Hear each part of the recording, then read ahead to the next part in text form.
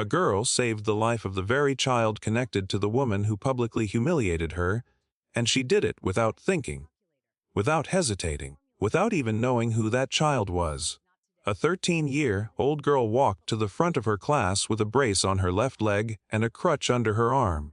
She had practiced her speech 11 times in the mirror until her voice finally stopped shaking. She had earned that moment. But before she could speak, her teacher, without even looking up, said 5 words that hit like a punch: "Let someone stronger speak." The class froze, the girl froze, and nobody said a word.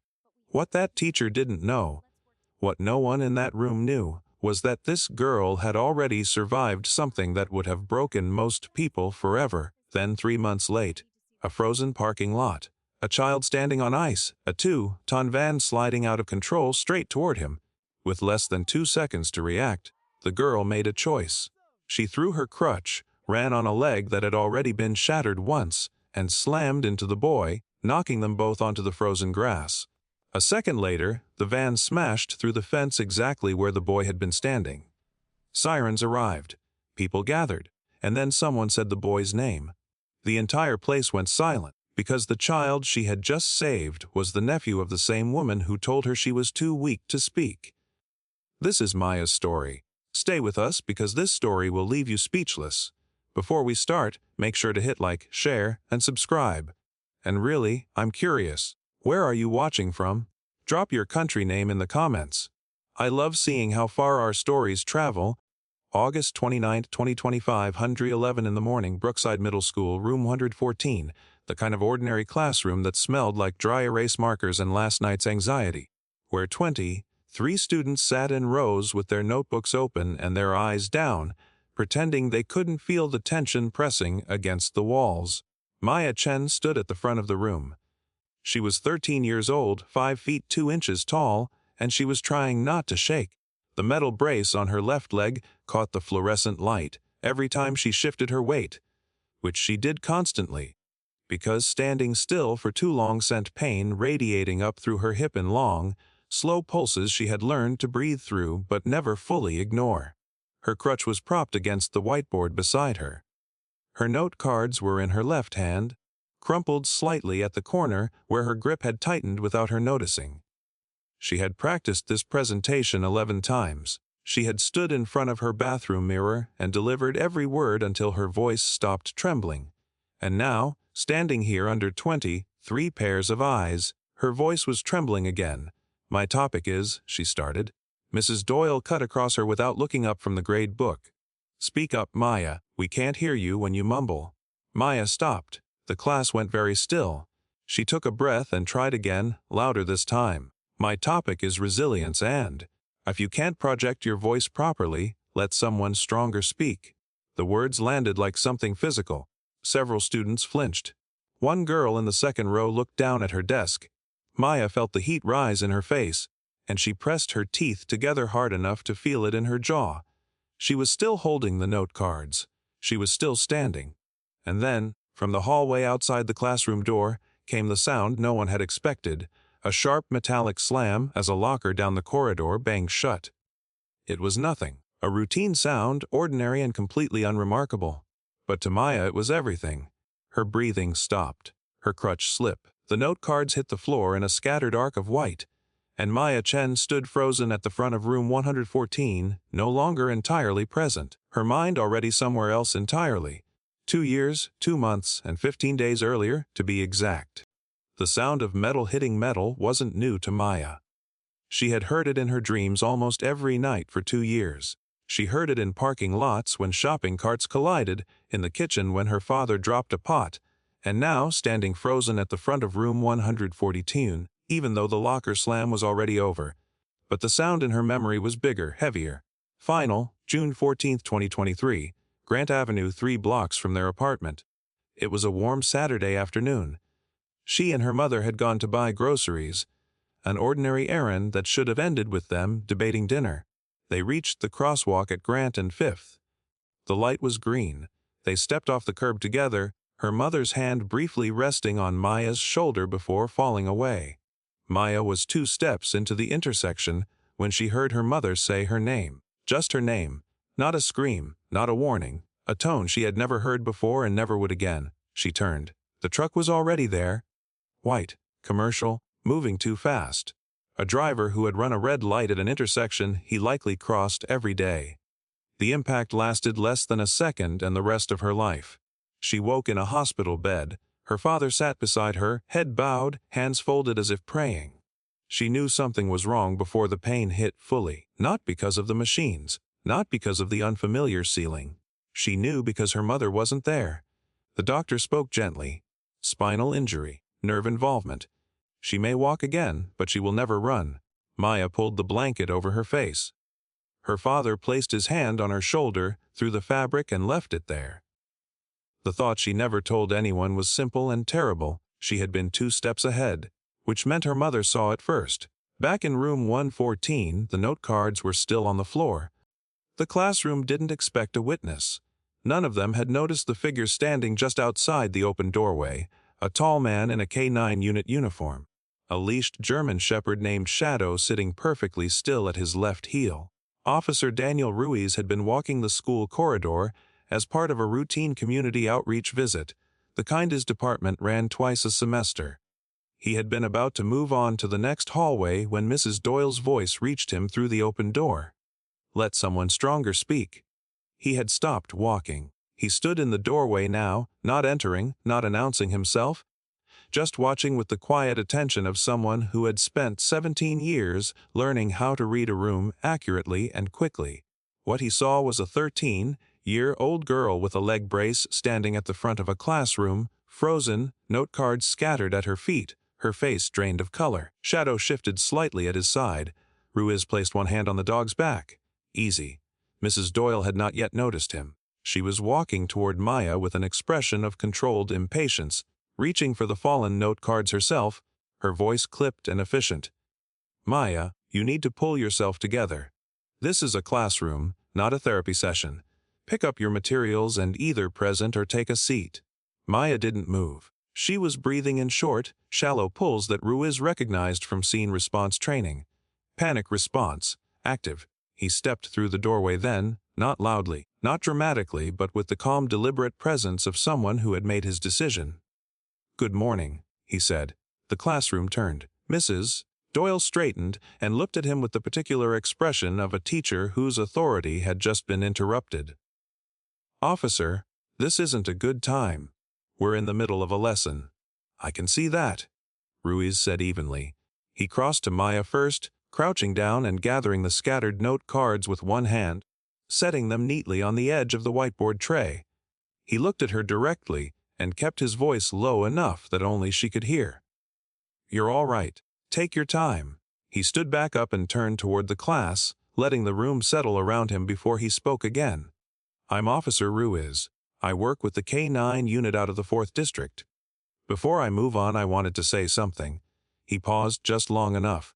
A lot of you know that badge number 2247 has been in this school before. That's Sergeant Marcus Chen, Maya's father. The room shifted. Several students exchanged glances. Mrs. Doyle's expression flickered. Ruiz continued. In the spring of 2023, Sergeant Chen was first on scene at a 2-vehicle accident on Grant Avenue. He pulled 2 people out of that intersection before the secondary collision. One of them was his own daughter. The silence in the room changed texture completely. It was no longer the tight, embarrassed silence of students watching a classmate struggle. It was something heavier, something that understood weight. Maya had not looked up. Her hand was pressed flat against the whiteboard behind her, steadying herself. Ruiz did not push her further. He looked at Mrs. Doyle. I think the young lady just needs a moment. Before Mrs. Doyle could respond, the door at the back of the classroom opened and Assistant Principal Harris stepped in, having been alerted by a student's quick text from under the desk.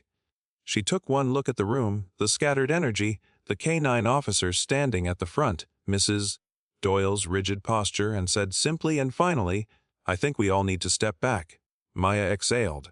It was the first real breath she had taken in 4 minutes. I just want time, she said quietly, to no one in particular and to everyone at once. No one knew yet that a phone in the 3rd row had been recording for the past 7 minutes. That was the part that changed everything. Someone pressed record. His name was Jordan Ellis, 14 years old, back row, third seat from the left, and he had not done it out of calculation or cruelty or any particular plan. He had done it because he had seen Mrs. Doyle do this before, not to Maya specifically, but to other students, in other rooms, on other mornings, and something in him had decided, on this particular Tuesday in August, that he wanted proof. The video was 43 seconds long. It captured everything: Mrs. Doyle's voice, clear and unhurried, delivering the words, "Let someone stronger speak," the classroom's collective flinch, the sound of Maya's crutch slipping, the note cards hitting the floor, and then Maya standing frozen, her back against the whiteboard, her chest barely moving. Jordan had not planned to share it. He sat on it for the rest of the school day, turning the decision over in his head during every class that followed. He thought about it through lunch. He thought about it walking to his locker. By the time the final bell rang, he had made up his mind. He showed it to his mother that evening. She watched it twice without saying a word. Then she forwarded it to the district's parent complaints board with a one-sentence message. "This is not the first time." It turned out she was right.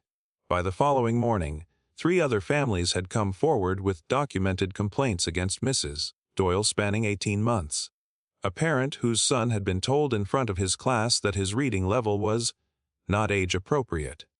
A student who had been mocked for asking a question twice. A girl who had been removed from a group presentation because, in Mrs. Doyle's words, she was slowing the others down. None of the complaints had resulted in formal action.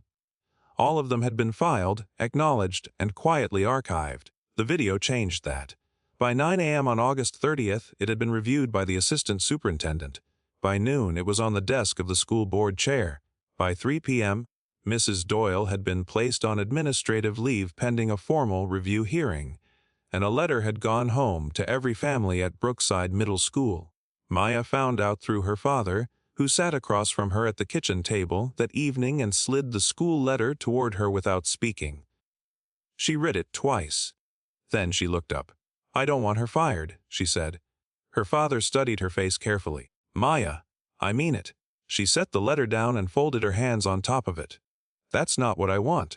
Her father was quiet for a moment. "What do you want?" She didn't answer immediately. She looked at the letter again, at the formal language and the clinical sentences, and she thought about the classroom and the scattered note cards, and the way 30 seconds of someone else's impatience had unlocked 2 years of something she had been trying very hard to keep closed. "I want her to understand," Maya said finally. "There's a difference." Her father nodded slowly. He didn't push further. Across town, in the district's administrative building, the school board was reviewing the video and the prior complaint files and preparing for a hearing that would, within the week, determine the future of a teacher's 22-year career. The room in which that hearing would take place was on the 3rd floor. It seated 14 people. And on the morning of September 3rd, one of those 14 seats would be taken by a 13-year-old girl with a leg brace, a crutch, and something to say that no one in that room was prepared to hear. Everyone expected anger.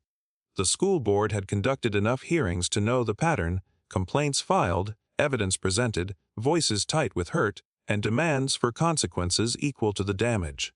The 3rd floor hearing room at the district administrative building was arranged accordingly: 14 chairs, a long oak table, a small side table with untouched water pitchers, and a court reporter in the corner. Proceedings began at 9:00 a.m. on September 3, 2025, and for the first 40 minutes, everything unfolded as expected. 3 parents gave statements. Jordan Ellis's mother submitted the video and prior complaint records. The district's legal counsel presented a timeline of documented incidents alongside Mrs. Doyle's personnel file, where 2 earlier disciplinary notes from 2019 and 2021 had never escalated. The HR recommendation was termination. It was delivered clearly. 22 years of service did not erase a pattern, and a pattern did not erase the video. Mrs. Doyle sat at the far end of the table in a gray blazer, hands folded, her composed expression beginning to strain. Then Sergeant Marcus Chen stood, in full uniform, badge polished, posture straight. He spoke with the careful cadence of someone used to choosing words deliberately. He spoke about second chances, not abstractly, but specifically. He described 2 officers who had made serious mistakes mid-career and had been given supervised rehabilitation instead of separation. He named the outcomes. Quietly. On the record, he said, firing someone ends the problem for us. It doesn't fix it. Training, oversight, and accountability, that fixes it. The room was still when he sat down. The board chair looked toward Maya, M's Chen.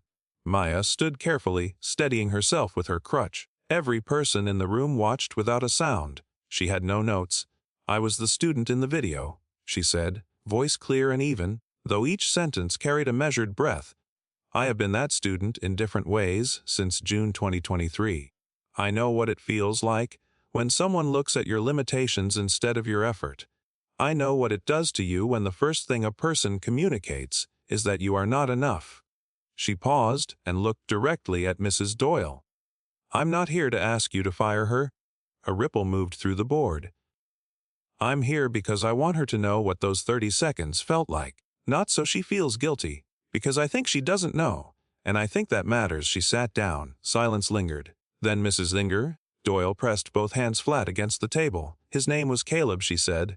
She explained in 2009, as a first-year teacher, she had grown impatient with a student who struggled with coordination and processing delays. In 2010 he transferred. In 2012, he died from an unrelated illness at 9 years old.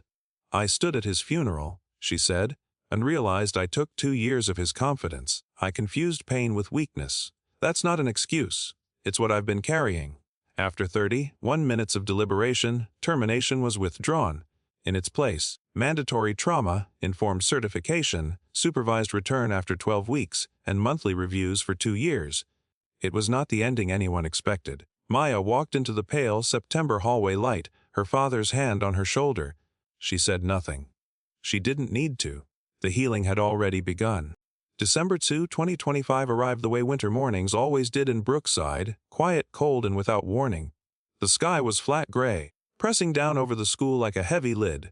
Frost-covered car hoods, and the parking lot outside Brookside Middle School was coated in a thin layer of ice that reflected the pale light like broken glass. Students walked in groups, scarves wrapped high, breath fogging in the air. Some laughed and slid on purpose, treating the slick pavement like a game.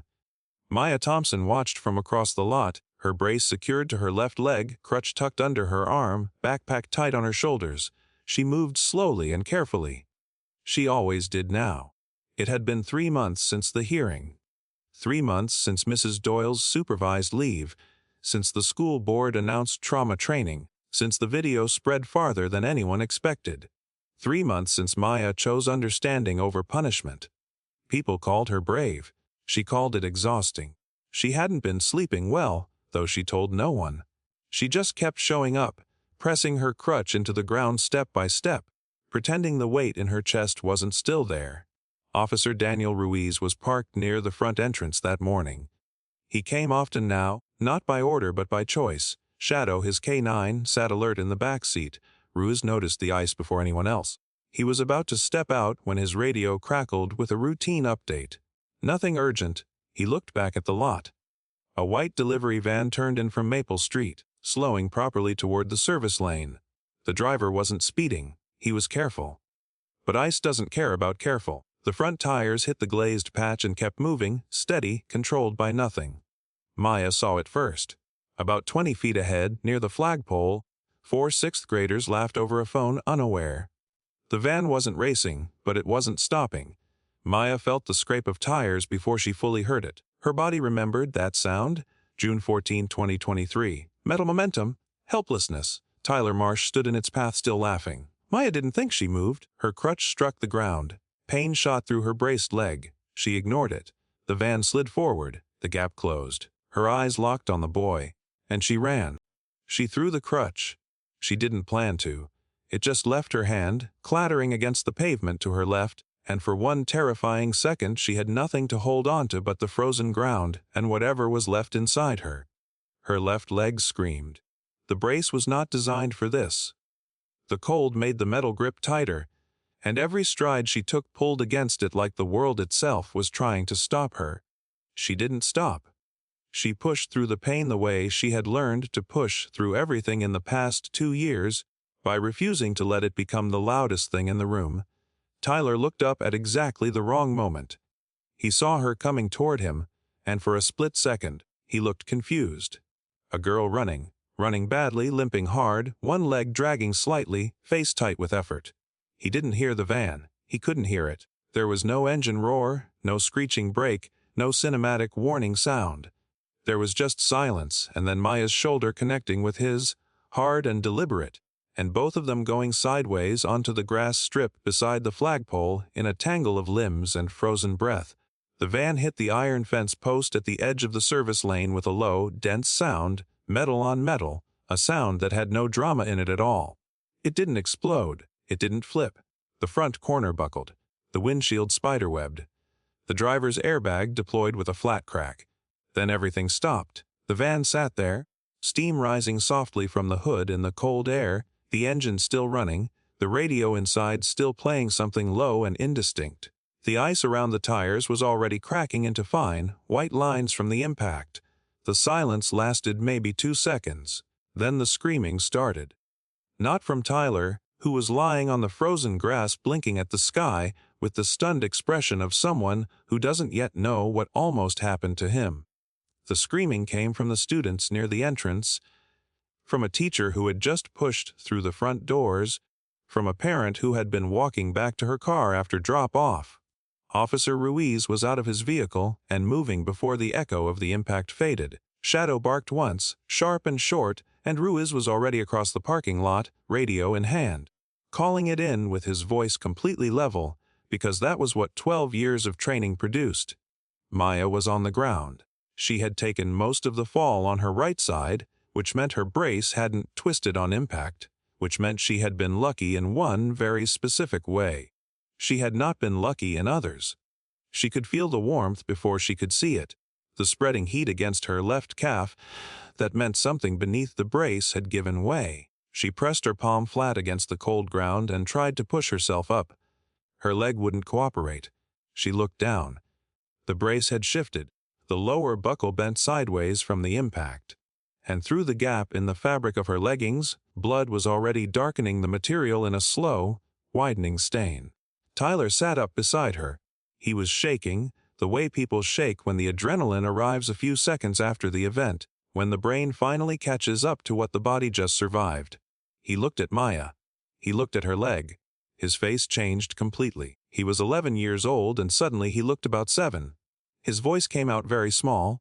"Are you okay?" Maya exhaled slowly. It hurt to breathe. The cold air made it worse. She looked at the crumpled front of the van, then at the spot where Tyler had been standing 30 seconds ago. Then she looked back at him. "Yeah," she said. "I think so." It wasn't entirely true, and Tyler seemed to know it, because his eyes went straight back to her leg and stayed there. Ruiz reached them in seconds. He dropped to one knee beside Maya, his voice steady and calm, doing what trained people do in chaos. He assessed, questioned, directed. He got on his radio and requested medical. He asked Maya her name twice, not because he didn't know it, but because he was checking her focus. She answered both times, clearly and without hesitation. Ruiz nodded once, satisfied. Shadow sat at his side, still and watchful. Students were being ushered back by teachers now. Someone had draped a jacket over Maya's shoulders. She hadn't noticed when that happened. The van driver stepped out of the vehicle, dazed, unhurt, repeating the same words over and over. "I couldn't stop it. I tried. I just couldn't stop. The ice. I tried." Maya looked up at the gray December sky and breathed through the pain. Ruiz was still talking, calm and constant, filling the space around her with the kind of quiet authority that tells a person in shock that someone competent is in charge now, that they can let go of the part they were holding. A cold tear slipped down the side of her face. She didn't wipe it. She wasn't sad. She was something else entirely. Something she didn't have a word for yet, but that felt, underneath all the pain and the cold and the noise closing back in around her, like the very first day of something she hadn't known was possible. Dr. Patricia Osei walked into the exam room at Brookside General and stopped for exactly half a second when she saw Maya sitting on the bed. She recovered quickly, the way experienced doctors do. But Maya caught it. She had learned to catch things like that in the 2 years since her first stay in this hospital, the micro expressions that crossed people's faces when they looked at her leg and remembered what it had already been through. Dr. Osi pulled up the chart on her tablet, asked the nurse a quiet question, then set the tablet down and looked at Maya directly. She had kind eyes and the particular calm of someone who had delivered difficult news enough times to know that directness was a form of kindness. The fracture was small. That was the first thing she said. Not a break through the bone, not a structural failure, but a stress fracture along the lower fibula, the same leg, the same general region, the one that had never quite finished healing from the first accident. She explained it without softening it, which Maya appreciated. The brace had buckled and redirected force into the bone during the fall. The fact that she had been wearing the brace at all was likely the reason the damage wasn't worse. Dr. Osai said the word surgery with the same tone she might use to say the word weather. Possibly, she said. We'll know more from the imaging. Rest is mandatory. Wait, bearing is off the table for now. Maya's father sat in the chair beside the bed. Paul Thompson had arrived at the school within 12 minutes of the call, still in his work jacket, still holding the coffee he'd been drinking when his phone rang. He had not put it down since. He hadn't drunk from it since, either. It was just something to hold. He sat very still while Dr. Osei spoke, the way he always went still in moments where movement felt dangerous. When the doctor left to check on the imaging results, the room got very quiet. Paul set the coffee cup on the side table. He pressed his hands together between his knees. He looked at his daughter for a long moment without speaking. Then he said, quietly, "You could have waited." Maya looked at him. She knew what he meant. He wasn't angry.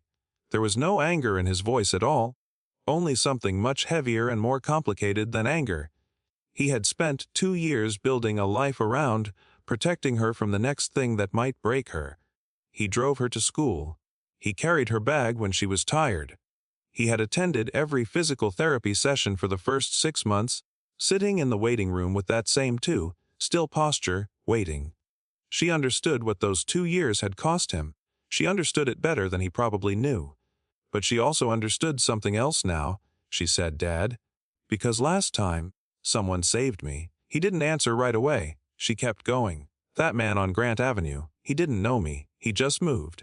He just decided that him getting hurt was less important than me getting hurt. And he did it before he had time to think about it." She paused. The fluorescent lights buzzed softly above them. "I didn't think about it either. That's the whole point. I didn't think about it. I just moved." Paul closed his eyes for a moment. When he opened, they were wet, but his voice stayed steady. "I know," he said. "I know, baby. He stopped. Then, "I know." Tyler's mother arrived 40 minutes later. Her name was Deborah Marsh, and she came in fast, the way mothers move when they have been terrified and are now on the other side of it. She was still in her work clothes. She stopped in the doorway, saw Maya, and her hand went to her mouth. She said Maya's name once, quietly, and then crossed the room and took Maya's hands in both of hers without any preamble or explanation, just holding them, squeezing them. "Thank you," she said. Her voice broke on the second word. "My boy." My Tyler, I don't. She stopped. She tried again. "How do I thank you for that?" Maya looked at her and thought about Mrs. Doyle and the hearing and the board and all the words that had been used and argued and decided. Then she said, "You don't have to. Just tell him he's welcome." Deborah wiped her eyes. Then she said something that changed the temperature of the entire room. She said, "Tyler is my nephew. He came to live with me in October." And then, carefully, as if placing something fragile on a table, she said, "His aunt took him in after his family situation became difficult. His aunt on his mother's side." She watched Maya's face. Maya went very still. "You know who that is?" Deborah said. It wasn't a question. Maya felt the pieces arrange themselves slowly, the way a picture comes together when you finally hold it at the right distance. Tyler Marsh, Mrs. Doyle's nephew. The boy that Maya had saved was the child of the woman who had humiliated her in front of an entire classroom 3 months ago. The silence stretched. Paul looked at the ceiling. Deborah kept holding Maya's hands. The machines kept beeping their steady, in different rhythms. And then, from somewhere deep inside the strange, full, exhausting day she had just lived through, Maya felt something release. Not forgiveness, not completely, not yet. but something adjacent to it, something that felt like the beginning of a door opening that had been locked from both sides for a very long time. She exhaled slowly. Dr. Oze appeared in the doorway with the imaging results. Everyone turned toward her. Whatever came next, Maya thought, she could face it. She had already proven today that she could face the things that moved toward her whether she was ready or not. The story moved faster than anyone expected. By the afternoon of December 2nd, the video was already circulating. Not a deliberate recording this time. Not a student with a phone held up in protest, but a parent's dash cam, mounted on the windshield of a car parked near the school entrance, running the way dash cams always run, without anyone thinking about what they might be capturing. It had caught everything. The van entering the parking lot. The ice. The slide. The students near the flagpole, and Maya, crutch dropping, brace flashing, moving across 40 feet of frozen pavement with everything she had to push a boy she did not know out of the path of something he never saw coming. A local news segment ran it that evening. They used the word hero without caveats or qualifications, which was unusual because news segments usually surrounded that word with conditions. By the next morning, it had been picked up nationally. By the morning after that, it had gone much further than that. The clip was 22 seconds long. It showed a girl in a leg brace running toward danger. It showed her throw away her crutch. It showed the impact and the van and the fence and the two of them tumbling sideways onto the frozen grass. 22 seconds. It traveled in a way that is hard to explain to someone who has never watched something ordinary become extraordinary simply because the right person was carrying the right amount of pain and chose not to let it stop them. Inside Brookside Middle School, things moved differently than they did on the internet. They moved slowly, carefully, with the particular weight that descends on a community when something real has happened to someone they actually know. Students came to school on December 3rd subdued in a way that their teachers noticed immediately. There was no showing off, no performances of emotion, no one trying to be the first to say the right thing. They just came in and sat down and were quieter than usual. Even the sixth graders, who were normally impossible to settle by 8 in the morning, came in and took their seats and looked at the front of the room as if waiting for someone to explain something that they didn't quite have language for yet. Mrs. Doyle was still on supervised leave. She had not been in the building since September. But everyone knew what had been in the news. Everyone knew the connection that Deborah Marsh had confirmed to a reporter the previous afternoon, not to create a story, but because a reporter had asked directly and she had never been able to make herself lie about important things. Tyler Marsh is my nephew, she had said. Sandra Doyle is his aunt, and Maya Thompson saved his life. The reporter had gone quiet for a moment, the professional quiet of someone recalibrating. Then they had asked one more question. Does Mrs. Doyle know? Deborah had said, she knows now. The call had come in the evening. Nobody at the school knew exactly what was said, but people who knew Sandra Doyle said that she had been very still for a very long time afterward, sitting at her kitchen table with her phone face, down on the wood and her hands flat, on either side of it like she was trying to hold the table steady. Her husband had asked her twice if she was all right. She had not answered him the first time. The second time she had said, very quietly, I think I need to see someone. He had said, a doctor.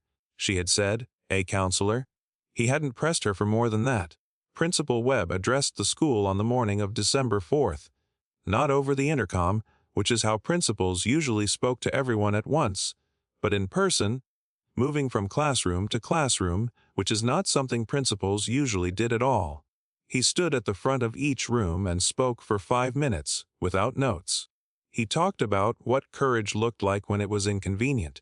He talked about the fact that brave things were almost never clean or easy or unhurt. He talked about Maya without making her a symbol, which was harder than it sounded, because the easiest thing in the world, when someone has done something remarkable, is to turn them into a poster. He was careful not to do that. He talked about her as a person who had been through something very difficult and had chosen, in a single compressed moment, to put someone else's safety before her own pain. The new trauma-informed response protocols that the school board had approved in October were implemented formally that week. 3 counselors visited classrooms. 2 teachers attended an after-hours workshop on recognizing trauma responses in students. The language in the student handbook was revised. A quiet room was designated near the library where students could go without a pass if they needed to step away from something overwhelming. These were not dramatic changes. They did not make the news. They were the kind of changes that happen below the surface of things, structural, slow, the kind that take years to measure. But they happened. And the people who had pushed for them knew what they were worth. Maya spent the first week of December at home, leg elevated, resting under Dr. Osei's orders. She did not watch the news coverage. She read. She slept more than she usually allowed herself to. Her father brought food to her room, and sometimes sat with her in the evenings without talking, which was its own kind of conversation. Officer Ruse stopped by twice with Shadow, who immediately located her on the couch and sat directly on her feet, which was exactly the right thing to do. Tyler came once with Deborah, standing in the doorway with his hands in his hoodie pocket, looking at the floor. He said, quietly, "I wanted to say thank you in person." Maya said, "How are you doing?" He said, "Better than I would be." She smiled. That was enough. Twenterton. The gym at Brookside Middle School had been rearranged for the first time that anyone could remember for a purpose other than a basketball game or a fire drill. The bleachers were pushed back, folding chairs had been set up in rows across the polished floor, and someone had strung warm white lights along the ceiling beams in a way that made the whole room feel less institutional than it usually did. Students filed in and found seats. Parents who had taken the morning off from work sat in the back rows. Local community leaders were there. 2 board members were there. A woman from the city's trauma-informed education initiative was there, sitting near the front with a notebook open on her lap. Officer Daniel Ruiz stood near the side exit with Shadow seated at his heel, the 2 of them still in the particular way they were always still together, as if they shared a single awareness of the room. Ruiz had attended more school assemblies in the past 4 months than he had in the previous 12 years combined. He had stopped needing a reason to come. This place, these people, this specific and complicated story had become part of the geography of his life in a way that he no longer tried to explain or categorize. He was just there. That was the whole of it.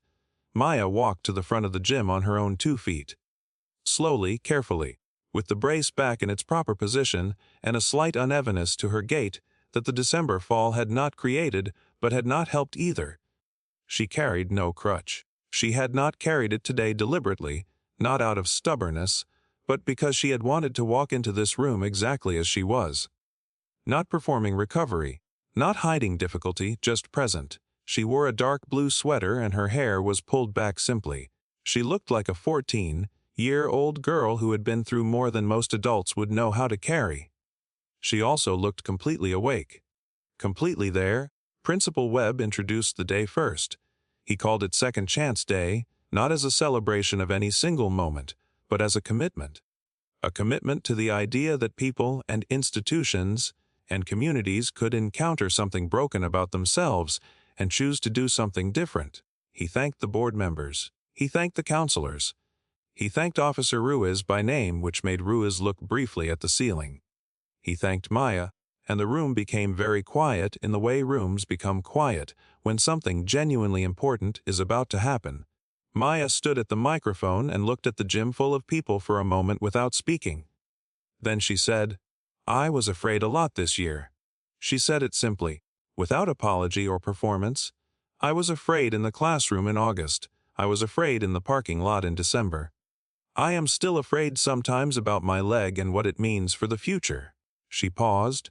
"But I found out that fear doesn't actually have to be the deciding thing. It gets a vote. It doesn't get to be the only vote." She looked around the room. "When I pushed Tyler out of the way, I didn't do it because I had stopped being afraid. I did it because the fear was already there and I moved anyway. That's all it was. That's all courage ever is, I think. Just moving anyway." In the 3rd row, Sandra Doyle sat with her hands folded in her lap. She had been reinstated to the classroom in November under a new supervision and development framework. She had completed 6 weeks of trauma-informed teaching training. She had met with a counselor every week since December. She was not the same person who had said, "Let someone stronger speak," in August, or rather, she was the same person, but now she understood more fully what had been broken in her and how long it had been broken without her acknowledging it. She looked at Maya at the microphone, a girl she had publicly humiliated, a girl who had saved the life of her nephew, and she felt the full weight of both of those facts at exactly the same time. When Maya finished speaking, Mrs. Doyle rose from her chair. She didn't stand to clap. She stood because something in her required that she be upright for what she was about to do. She said, in a voice that carried into the quiet, "I owe you an apology that I should have delivered a long time ago." The room held very still. Mrs. Doyle kept her eyes on Maya. "I confused pain with weakness for a very long time," she said. "I took losses I never properly grieved, and I let them make me hard in ways that hurt people who didn't deserve it. I am sorry. I am sorry in front of all of these people because I was wrong in front of all of these people." Maya looked at her from the front of the room. She nodded once. It was a small gesture, but everyone who saw it understood that it was not small at all. Maya's father was seated near the aisle.